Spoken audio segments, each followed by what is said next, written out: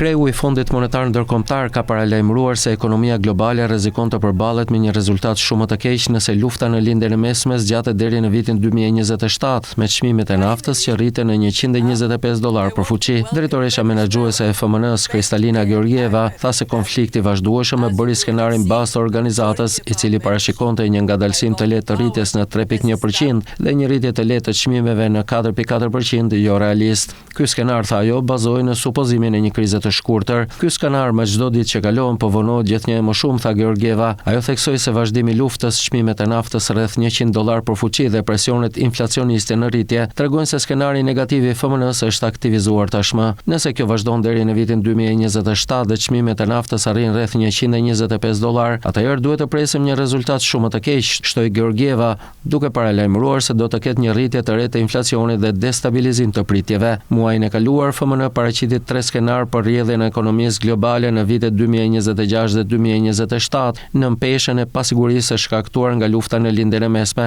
skenari bazë, skenari negativ dhe skenari rënd. Skenari pafavorshëm parashikon një ngadalësim të rritjes në 2.5% në vitin 2026 dhe inflacion total prej 5.4%, ndërsa skenari rënd vlerëson një rritje prej vetëm 2% dhe inflacion prej 5.8%. Georgieva tha se FMN po monitoron nga afër ndikimin e konfliktit në zinxhiret e furnizimit. Plerat kimike, tha ajo, janë tashmë 30 deri në 40% më të shtrenjta, gjë që mund të çojë në një rritje prej 3 deri në 6% të çmimeve të ushqimeve, duke ndikuar në sektor të tjerë të ekonomisë. Ajo që dua të theksoj është se kjo është vërtet serioze, tha ajo, duke shprehur shqetësimin se shumë politikbërës ende po vërpërojnë sikur kriza do të përfundojë së shpejti, duke zbatuar masa që e mbajnë kërkesën për naftë të lartë.